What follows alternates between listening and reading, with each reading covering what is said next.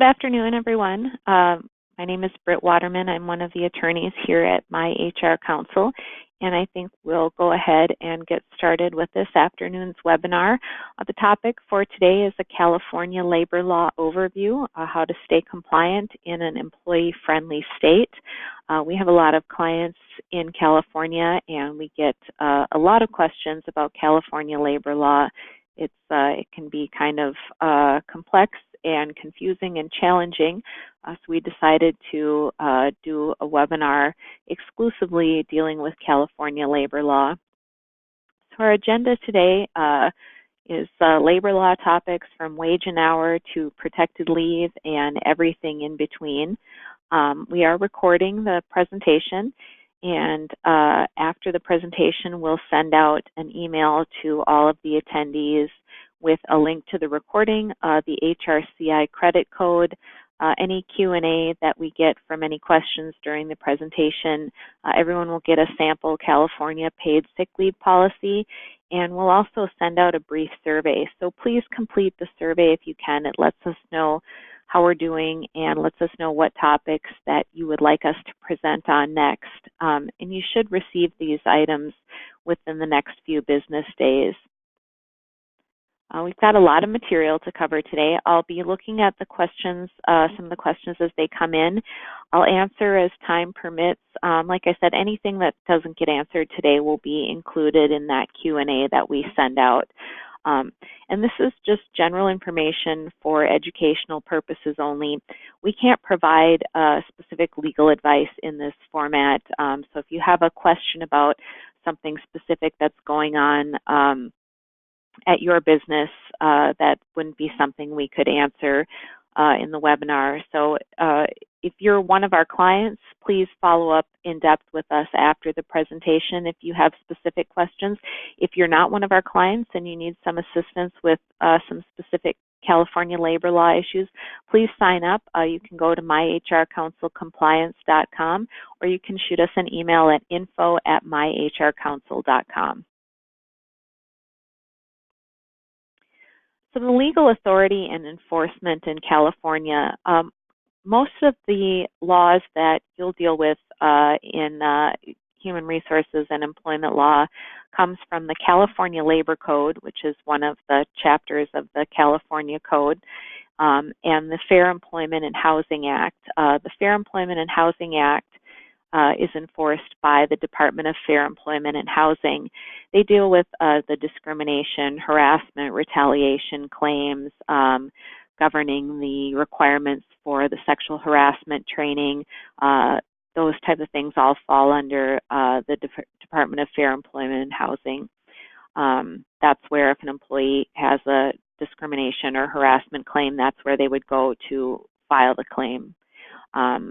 The Department of Industrial Relations handles wage and hour, those type of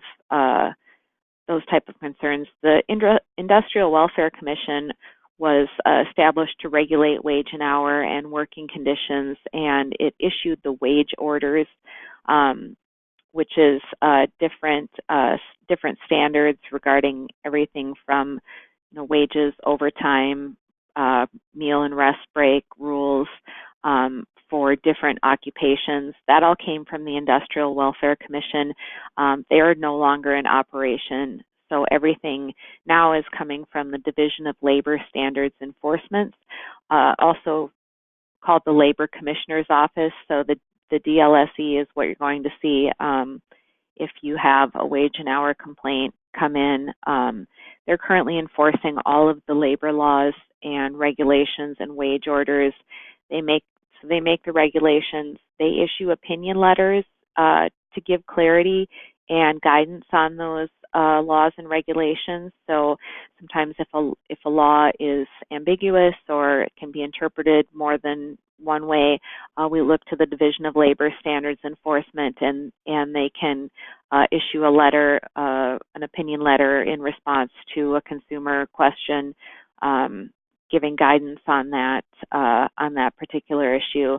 So they handle wage claims. They handle retaliation for reporting an unfair wage practice, workplace safety issues. And the Division of Labor Standards Enforcement issues all of the required workplace postings that you're required to post at the job site.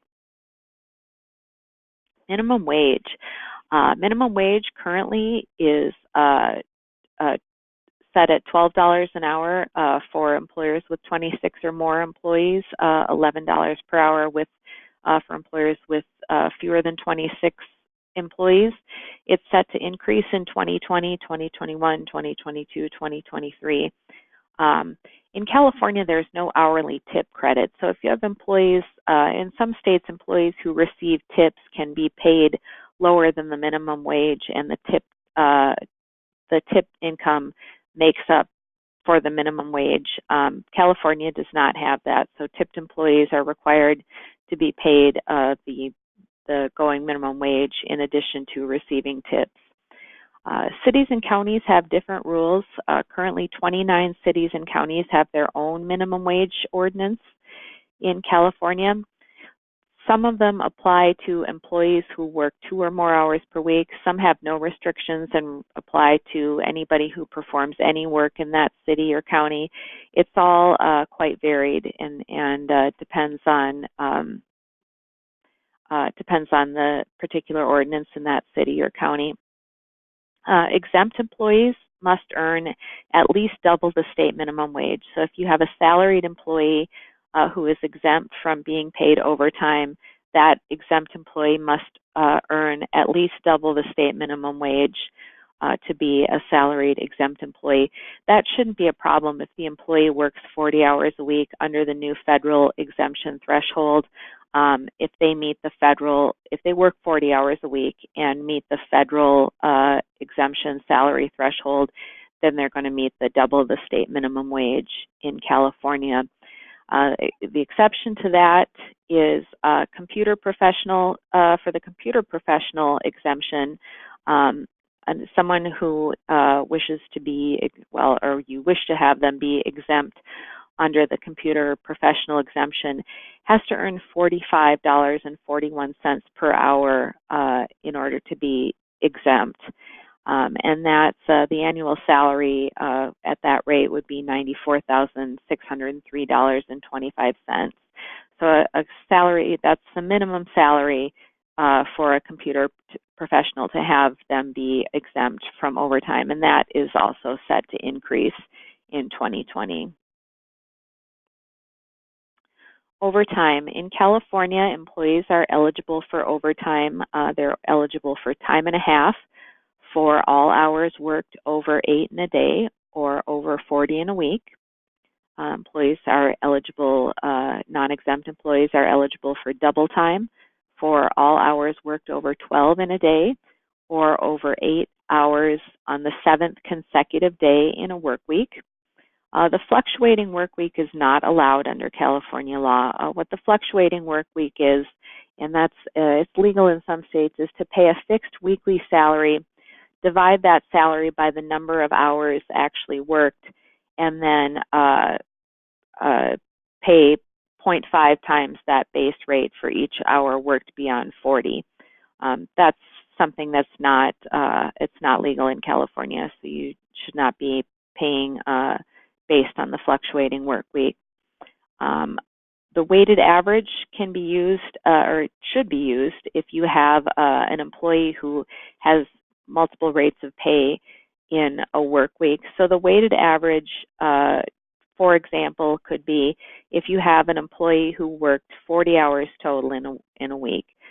They worked 20 hours at $10 an hour, 20 hours at $15 an hour. Their weekly pay when they hit 40 hours would be $500. You would divide that by 40 hours, and you would get $12.50.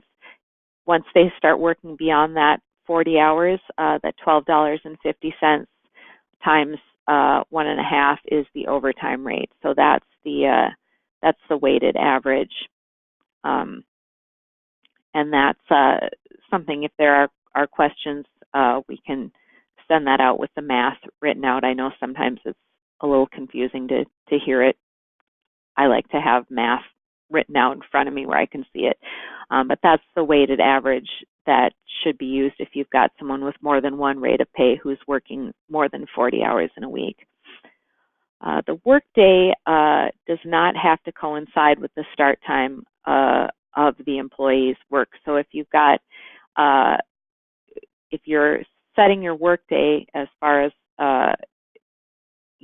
when the day starts or when the week starts, it doesn't have to coincide with the start time of work, but it cannot be changed to avoid overtime. Once it's set, it's permanent, and it can only be changed if the change will be permanent. It's the same with the work week. So if your work week starts at 12:01 a.m. On Sunday and goes through midnight on Saturday, that's got to be permanent. You can't, say the next week that it starts on Tuesday and to try and avoid that, paying over 8 hours on the 7th consecutive day in a work week. You have to have your workday set and your work week set. And I believe that if you don't officially set a work day or a work week, it does in California default to that 12:01 Sunday a.m. to midnight on Saturday. I believe that's the default if you don't set something else. Alternative work week. California is kind of unique in having the alternative work week schedule. An alternative work week schedule allows you to have a regularly scheduled work week that allows employees to work more than 8 hours per day without incurring overtime pay. So you can, usually this results in longer shifts over fewer days, or sometimes a seasonal schedule. The common schedules are 4 10-hour shifts in a week, or 9/80, so work 80 hours in 9 days and get an extra day off every 2 weeks. Seasonally, sometimes summer schedules can be 4 9-hour days and 1 4-hour day to kick off the weekend during the summer. As long as the schedule is set and it's fixed and it's regularly occurring, it can't, again, it can't be switching from week to week to try and get around overtime. So an alternative work week has to apply to a specific work unit. You can't pick and choose employees randomly that are going to be eligible for the alternative work week. You can't use it as either a disciplinary or reward system. It has to be a division, a department, a job classification, a shift, a physical location, a recognized subdivision. A work unit can be one person if that person is the only one in a department or a job. If there are 2 people in the department, the work unit is both of those people, and you can't pick one and not the other. So it has to be everyone in the work unit or nobody in that work unit for an alternative work week. And in the alternative work week, work days must be at least 4 hours in a day.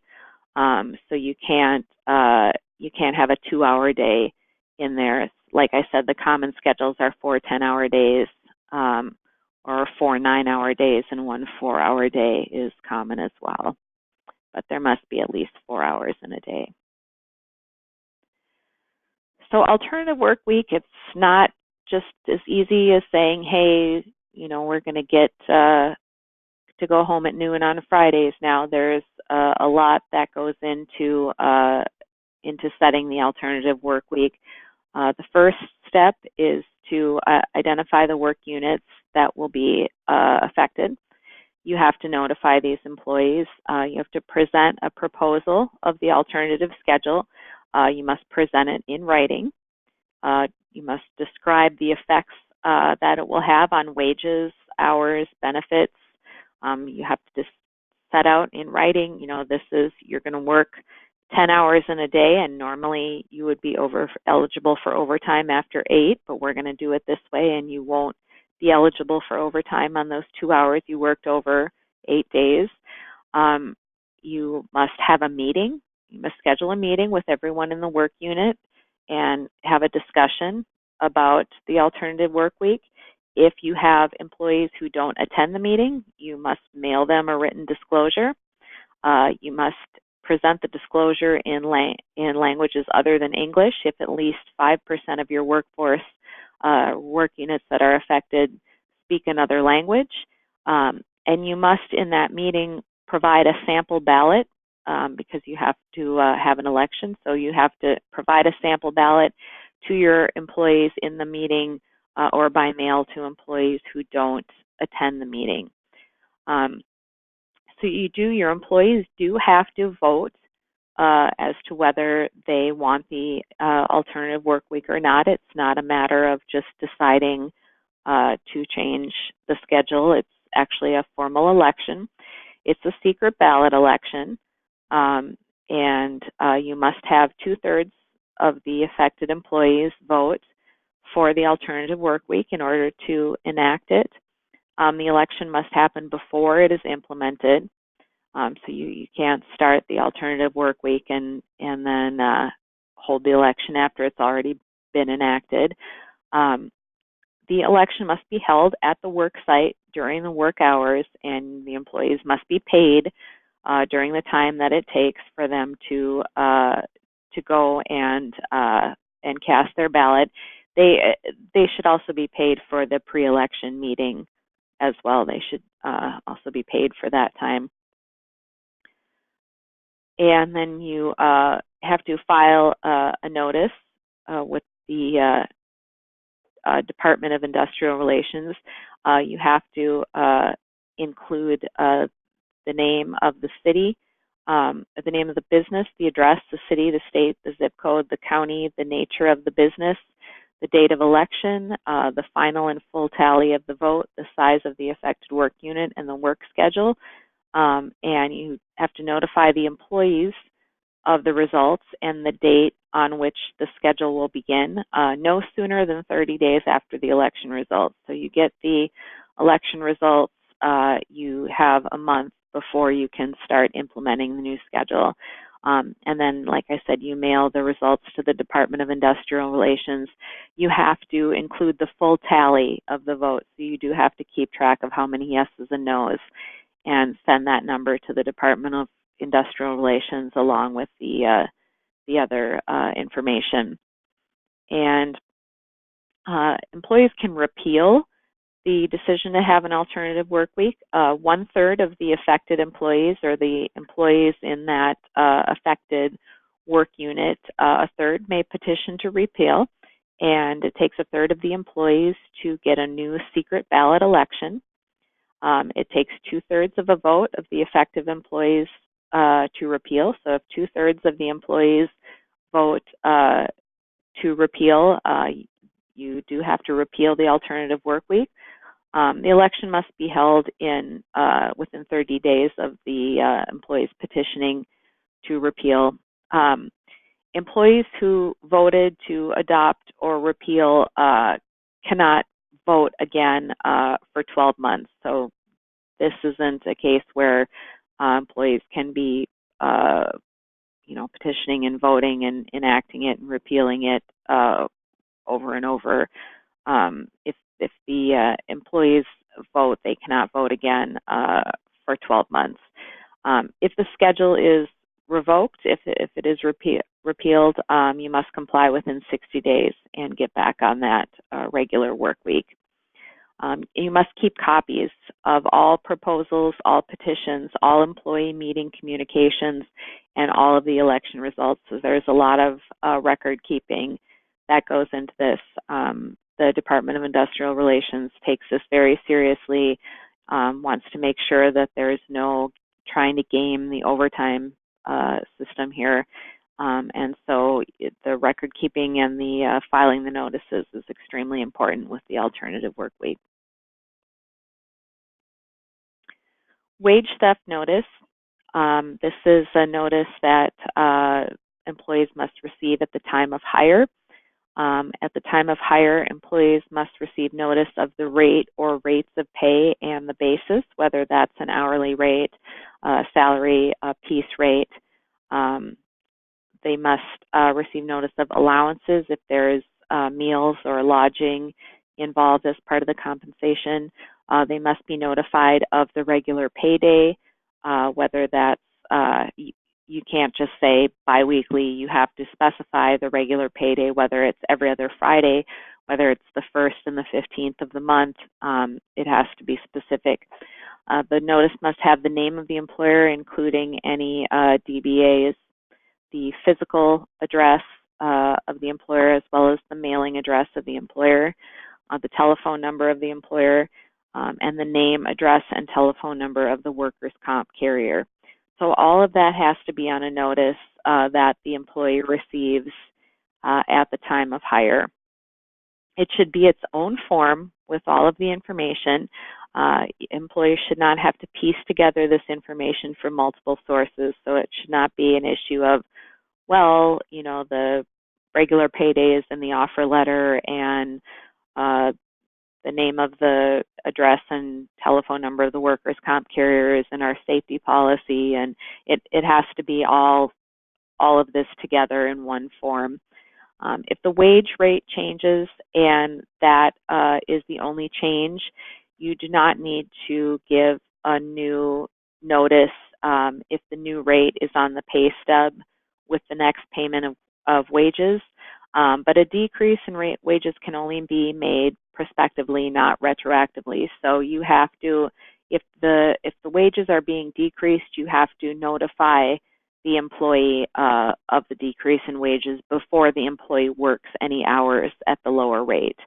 So you can't have employees working thinking they're making, you know, $15 an hour, and then you tell them on payday, oh no, you were actually earning $14 an hour that whole time.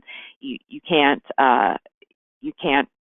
change the rate of pay or decrease the rate of pay until you give them a new notice before the hours have actually been worked.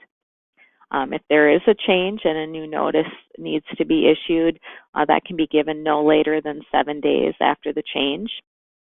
If a rate of pay is determined by a formula, such as commissions, that formula should be on the notice.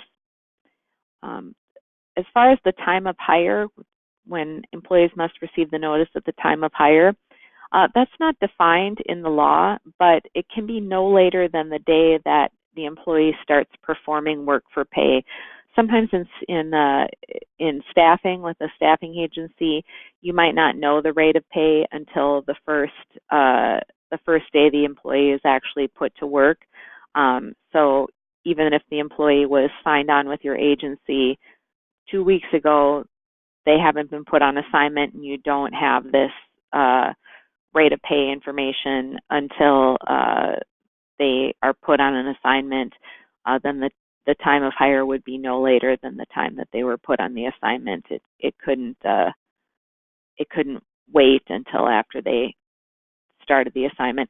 And if you are a staffing agency on the wage theft notice, you must check a box indicating that you are a staffing agency.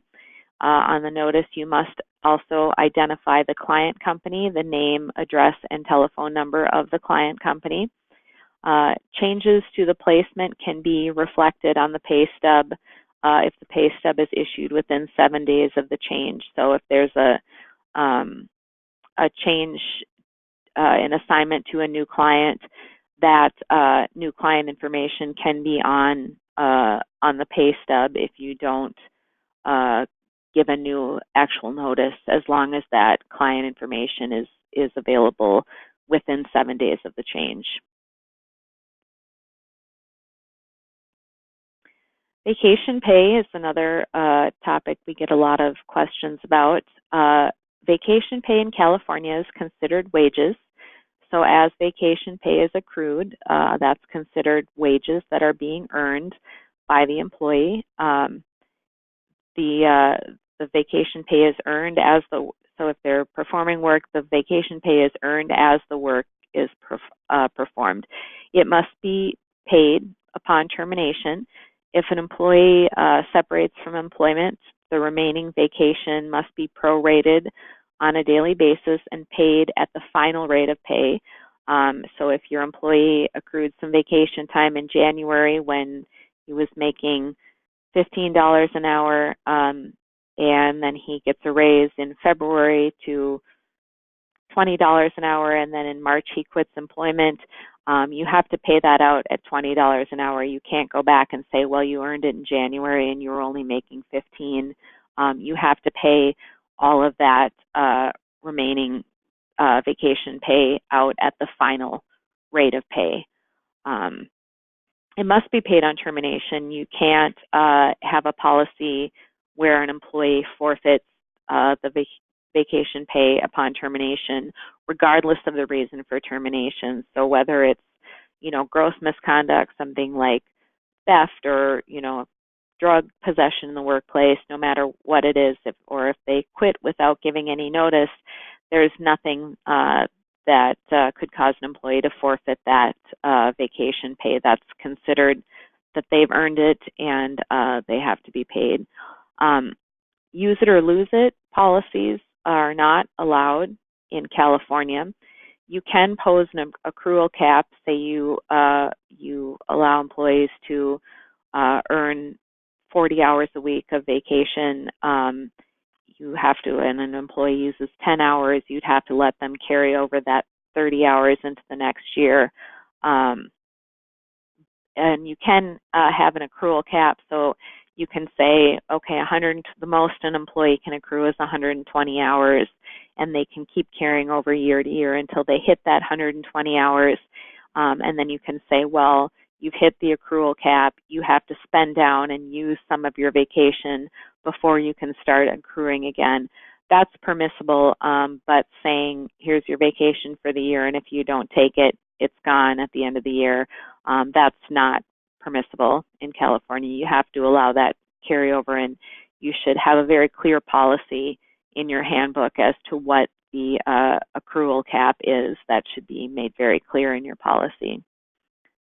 And the accrual cap must be reasonable. The law doesn't say, doesn't say specifically what that accrual cap is, but the law does state that it must be reasonable, which is going to, I suppose, depend on your vacation policy. It's, I would say a 40-hour accrual cap is not reasonable. That's 1 week of vacation, and I would say that wouldn't be reasonable. I mean, 120 hours, it depends. It depends on how much vacation your employees can accrue in a year. But I mean, it's you don't want to be the test case, I would say, as far as reasonable. So I would err on the side of being more generous in California than you might in other states, because it is such an employee-friendly state. So I can't give a number. Like I said, 120 probably reasonable, 40 probably not reasonable. Final paychecks. Terminated employees have to receive their final paycheck immediately at the place of termination. Employees who quit with at least 72 hours notice must receive their final paycheck at the time and place of quitting. Employees who quit with less than 72 hours notice must receive their final paycheck within 72 hours of quitting. They may request that the paycheck be mailed, in which case the date of mailing counts as the date of payment. If an employee quits by email or voicemail on a weekend or during a time that the business is not open, that 72 hours starts when the business opens. So if you're a business that is open Monday through Friday, 8 to 5, and on Saturday night your employee calls and leaves you a voicemail saying, I quit, the 72 hours to give that employee their paycheck starts when you open 8 o'clock Monday morning. It does not start on Saturday night. So you do have time if the employee does quit by email or voicemail during non-business hours. Commission employees. If the commission has been earned at the time of termination, and your commission plan is going to specify what earned necessarily means. So some will say that the commission is earned when the contract is signed. Some would say the commission is earned when the client's been invoiced. Whatever that time that the commission has been earned, the employer must calculate the amount of commission by final paycheck time. Even if they usually wait to calculate, if usually commissions are paid every 2 months, you've got to calculate that amount at the time of termination. If the condition precedent to earning has not happened, so say the client has to pay the invoice in order for the commission to be earned, if that hasn't happened yet at the time of termination, you must pay that commission immediately upon the condition precedent. So it's immediately when that client pays and the commission is earned, that has to be paid immediately. You must pay all earned but unused vacation and PTO on that final paycheck. You can pay by direct deposit, but it must be deposited in the time frame here. So it would have to be direct deposited and able for them to withdraw on the date of termination. So oftentimes it's easier to cut a paper check. I have a question about what about remote employees. Again, you can pay by direct deposit if you can get that in there and have the check clear on the day of termination. If not, and I think we do talk about the waiting time penalty a little further on here in the presentation. You may have to pay for every day that an employee doesn't receive their paycheck after the scheduled final paycheck date, whether it's 72 hours after quitting or on the day of termination or quitting, there's a waiting time penalty that has to be paid. With remote employees, sometimes you have to, do direct deposit and add the waiting time penalty for a day until the check clears. Sometimes with remote employees, you just have no choice because you can't be there to hand them a check. You can also do a certified mail and send that out or overnight using FedEx. And again, you'd have to probably add a day of waiting time penalty on that because they're not getting it the day of termination; they're getting it the day later. But sometimes with remote employees, you have no choice and you have to pay the waiting time penalty. Wage deductions. Again, no deductions from final paychecks for any reason. You can't take a deduction from the final paycheck. No deductions in California are allowed due to a cash shortage, breakage, loss of company property. So an employee is a cashier working the register, and the till comes up short at the end of the day. You can't take that out of an employee's paycheck. Same with your employee, breaks the coffee pot. You can't take that out of the employee's paycheck. Deductions for a loan or an advance must be voluntary and must be authorized in writing by the employee before the pay period in which the deduction is made. So if you're going to loan or advance an employee money, get that in writing that the employee authorizes a payroll deduction for that, and get the pay schedule and get all that authorized before the loan or the advance is made and before you start taking deductions.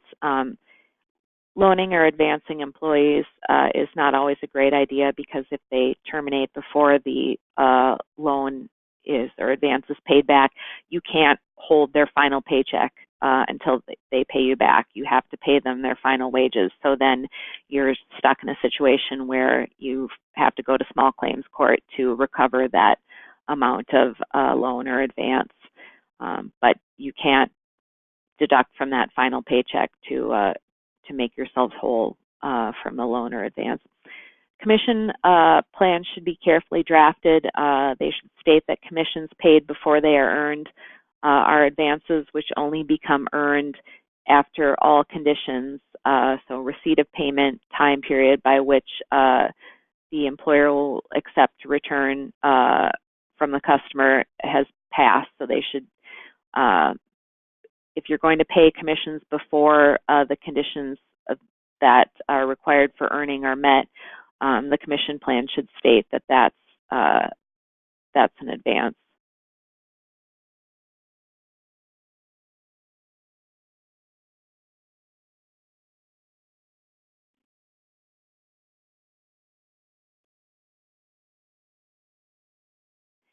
And there's just been a question of our employees have tip cards.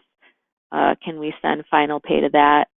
If it's available to the employee immediately on transfer, you can. Again, I mean, a lot of people cut that final check in paper because being able to hand them that at the time of termination or the time of quitting, there's no bank error or excuse. You've met your obligation. You've handed them the paper check. You could, if you are using payroll cards, you could put that final payroll card you could put that final paycheck on the payroll card if they're able to access it today. But if there is any delay with that clearing and being able to access that, you're going to be liable for that waiting time. So that can get messy sometimes with the payroll cards. That doesn't happen with the paper check, but it is direct deposit or payroll cards. It is possible to do that for the final pay. So like I said, talking about waiting time penalties, these are penalties for a willful failure to pay wages due to an employee upon separation. Waiting times penalties are measured at the daily rate of pay multiplied by the number of days that the employee was not paid the amount that they were due upon separation, up to a maximum of 30 days. So, for example, you have an employee who gets terminated on Monday, and your payroll company is out of town and you can't cut them a check until Friday. So the employee is terminated on Monday, is paid on Friday. The employee will get 4 days waiting time penalty. Monday, Tuesday, Wednesday, and Thursday are the 4 days that the employee should have had that final pay and did not. So terminated on Monday, paid on Friday. They get 4 days, Monday, Tuesday, Wednesday, Thursday, the days they weren't paid. A good faith dispute prevents imposition of the penalty if there's a good faith dispute about the amount of wages. Defenses that are unsupported by any evidence or unreasonable are not a good faith dispute. Inability to pay, not having the funds, payroll company is out of state and can't get us a check in time. If the employee didn't turn in a time card when the employee works the same schedule every week, and you know how often how many hours the employee worked, those aren't a good faith dispute. Didn't turn in a time card. I guess if you have an employee who works remotely and you have really no idea how many hours this employee is working, unless they turn in a record of their hours, I suppose you could have a good faith dispute there, but it's very unlikely. The laws, the DIR is very hesitant to find a good faith dispute and expects employers to really make a good inference as to what the final wages are. If an employee purposely avoids picking up a check that's available to them, they do not get waiting time penalties for that. If you terminate them and you say your check is here and they just don't come in and pick it up for a week, they're not entitled to waiting time penalties for that that amount of time. Waiting time penalties are not wages. It's a penalty. So no deductions are taken from the waiting time penalty payment. It's not taxable because it's not wages. And up to a maximum of 30 days. 30 days is calendar days, and it includes all days, even days that the employee would not usually work. So if you've got an employee who was terminated on Wednesday and got paid the following Monday, they would be entitled to waiting time penalty for Thursday, Friday, Saturday, Sunday, even though they normally worked Monday through Friday. The waiting time penalties are 7 days. They apply even for days that the employee wouldn't usually work.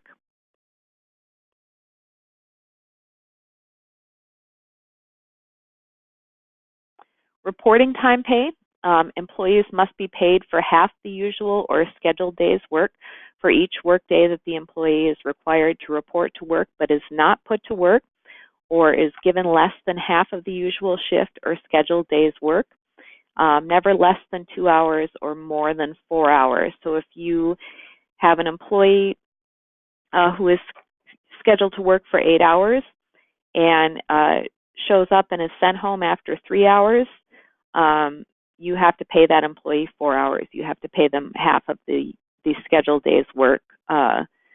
Or if you have an employee scheduled to work and they show up and you say, you know what, we don't have enough work for you today, we don't need you today, go home, you have to pay for half of the usual scheduled day's work, if that's a scheduled day's work for them, for half the day. So no more than 4 hours. If they're scheduled for an 8-hour day, they would be paid 4 hours.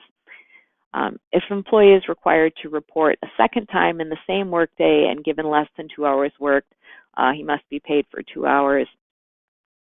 If the employee is on paid standby and is receiving an hourly wage for standby time, so if they're being paid to wait to be engaged, if they're being paid on call, this would not apply. It also doesn't apply if an employee goes home on their own. Sometimes we get questions of, well, the employee was scheduled for 8 hours but went home sick after 3 hours. Do we have to pay them for 4 hours?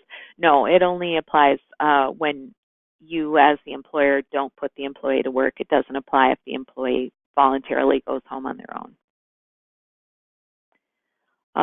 Meal breaks. 1 unpaid meal period of at least 30 minutes for work periods of more than 5 hours. 2 unpaid meal periods of at least 30 minutes for work periods of more than 10 hours. Employees must be relieved of all duties. An on-duty meal period is allowed only if the nature of the work prevents the employee from being relieved of all duties. So an on-duty meal period would be allowed for a security guard at a remote site or a solo convenience store worker, but there has to be written agreement, and the written agreement must state that the employee is allowed to revoke consent at any time. So if you've got a convenience store employee who works alone, and you say, can you have do an on-duty meal period? And they say, no, I'm not going to agree to that in writing.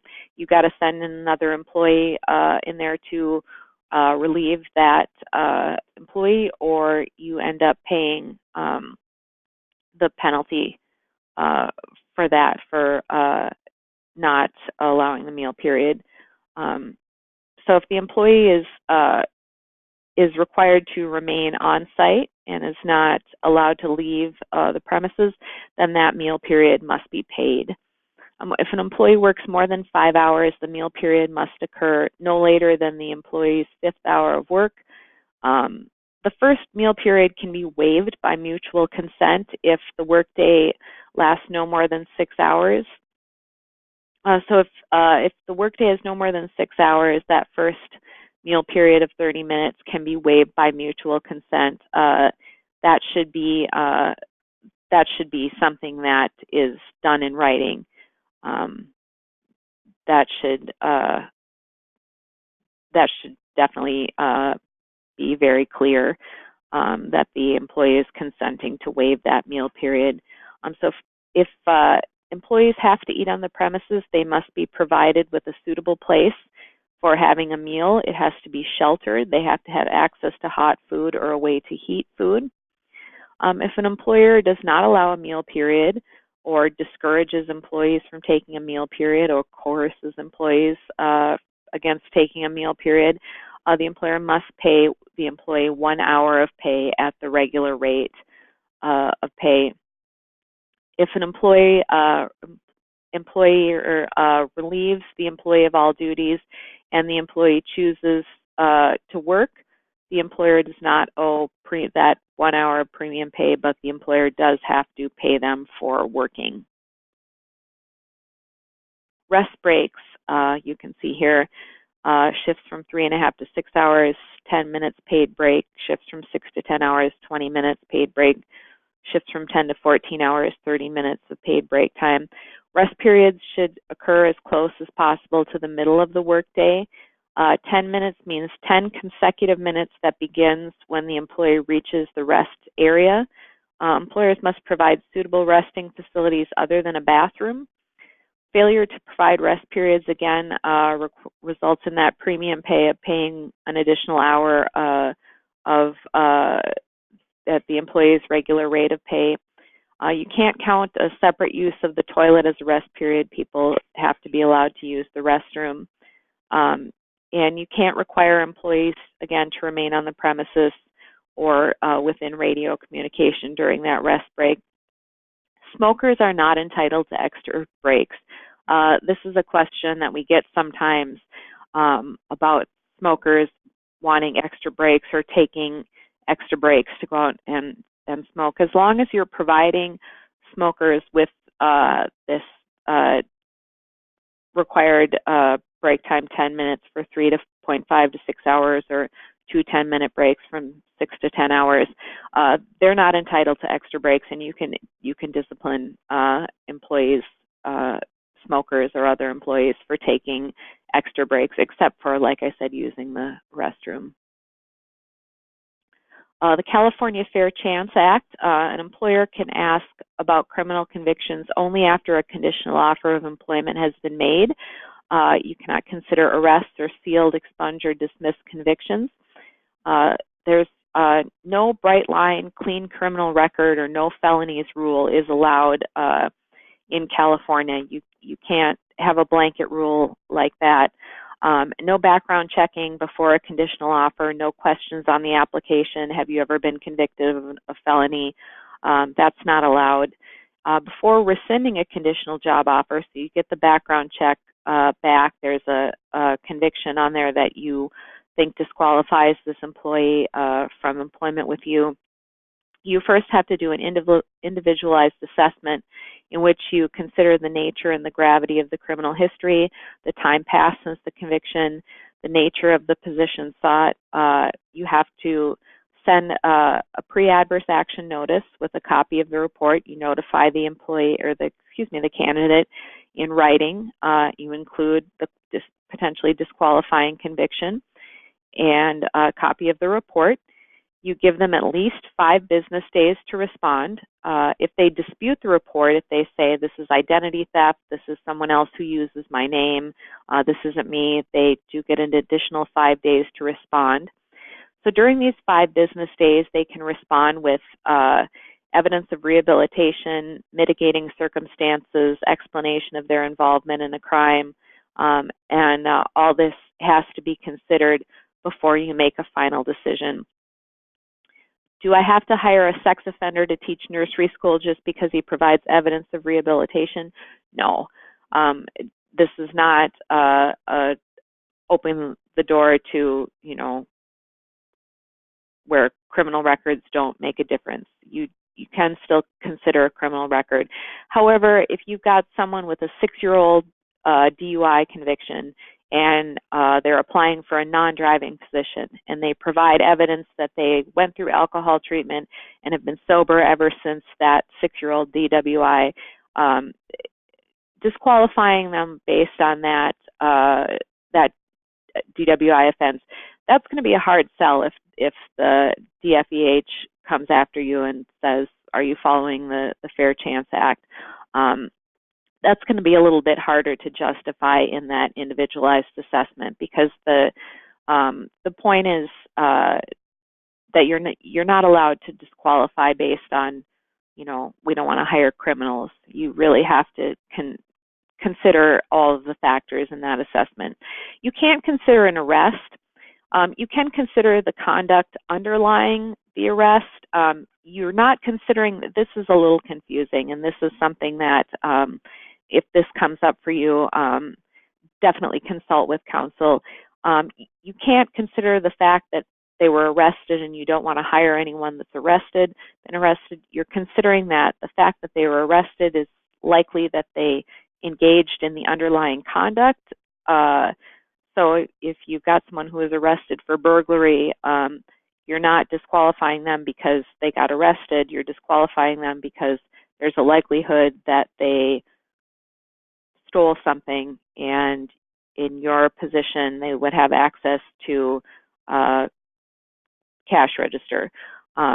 So in that case, you'd be considering the underlying conduct, not the fact that they got arrested. But again, it's very touchy, and I would suggest consulting with counsel on that. Sexual harassment, and I realize we're getting close on time here. Sexual harassment, employers must have a written harassment policy by January 1st of 2021. Employers with 5 or more employees must provide at least 2 hours of classroom or interactive training to supervisors, at least 1 hour of classroom or interactive training to non-supervisory employees within 6 months of assuming a position, and at least every 2 years. Staffing agencies, you must train your temporary employees within the first 30 days of employment, or 100 hours worked from the date of hire, whichever comes first. Your policies, there's a lot of requirements from the policies. It has to list all current protected categories, indicate that the law prohibits harassment, provide a complaint mechanism, instruct supervisors to report complaints, provide the complaint process, indicate that when the company representative receives these allegations that it will conduct a fair and timely investigation. It should indicate that it does not promise complete confidentiality, but will be kept confidential to the extent necessary. Makes it clear that employees will not be exposed to retaliation.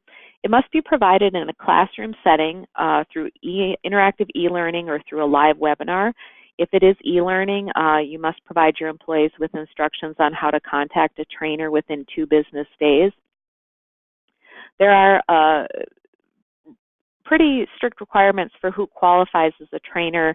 Attorneys practicing for at least 2 years whose practice includes employment law, human resource professionals or harassment prevention consultants with at least 2 years of experience in designing training or investigating complaints, a law school, college, or university professor with 20 hours of instructions about employment law. It can't be Barb from payroll running your training. It has to be someone who qualifies under these strict requirements by the Department of Fair Employment and Housing that they've set up. Although no state agency issues licensing or certificates validating these qualifications, these are just the requirements in the law, but you would beware if someone is purporting to have a license or certificate. There's no state agency that licenses trainers. There's just the requirements for training. If you have any questions about whether someone would be a qualified trainer, you could certainly consult with us. That's something we could help you with.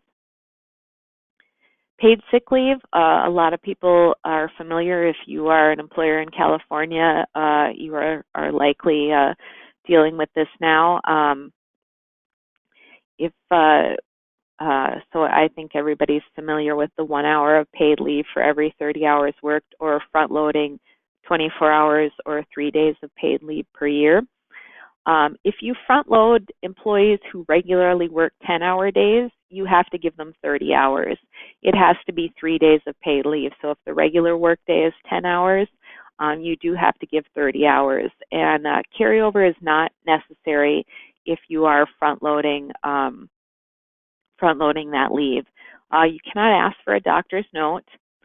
There's a rebuttable presumption of retaliation if an adverse employment action occurs within 30 days of using paid sick leave or complaining about the denial.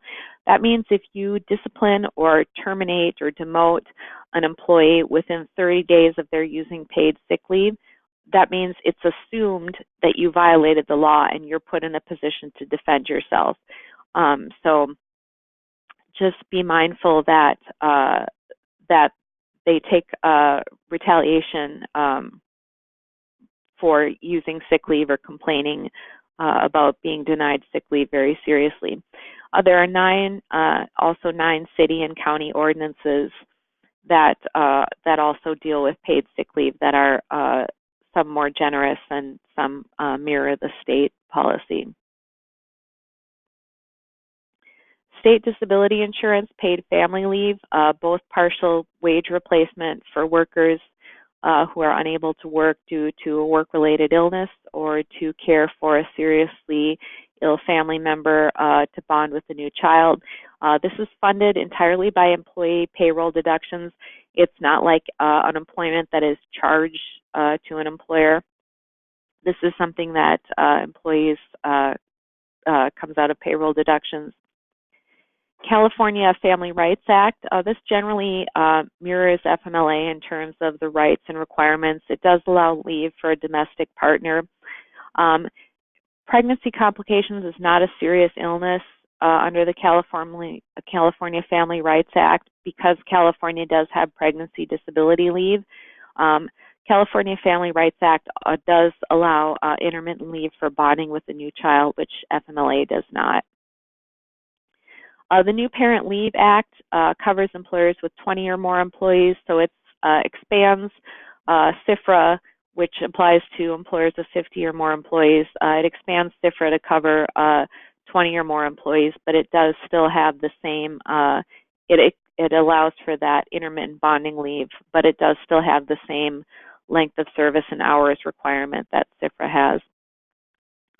Pregnancy disability leave, and I'm sorry we're going pretty quickly here. I'm just trying to wrap this up. Pregnancy disability leave, an employee is entitled to up to 4 months of leave per pregnancy.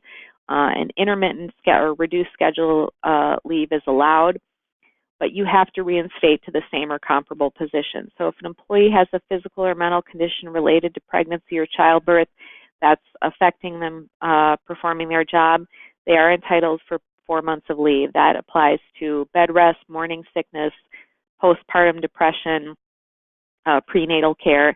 You have to pay for the continuation of their group health coverage during the entire 4 months, and you cannot require them to use vacation or PTO.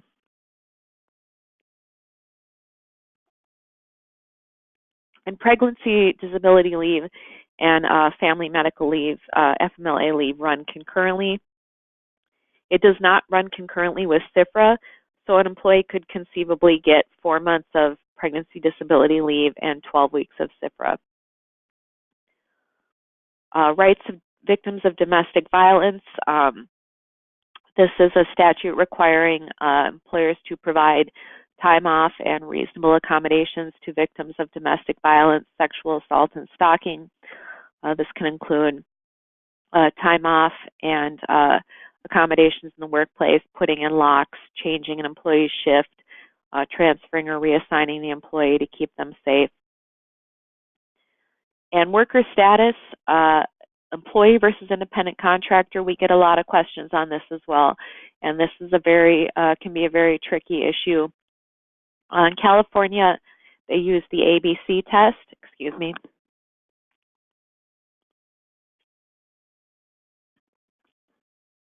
which means that in order to be an independent contractor, the worker,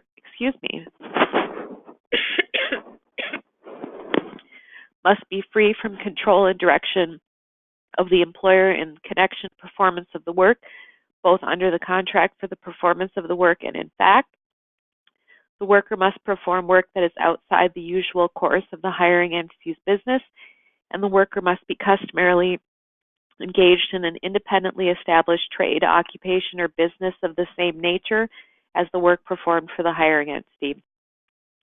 Practical example, they have to meet all three. If you have a freelance cake decorator who owns her own shop, and you have a restaurant who contracts with her to provide some desserts for a wedding, and she signs an independent contractor agreement, and the restaurant doesn't give her any instructions as to what type of desserts to make or how to make them, she's still an employee because she's making food, and that's in the usual course of the hiring entity's business. The restaurant sells food. So regardless of whether she considers herself independent, she's making food, and so she's an employee of that restaurant. Part C is also critical. If someone's not out doing the same work for your competitors, they're probably not engaged in independently established business. Misclassification can be very expensive. Penalties up to $25,000 for misclassified employee. So this is something that we would definitely recommend checking with counsel if you have questions as to whether a worker is an employee or an independent contractor. So that concludes our webinar today. Thank you so much for joining us.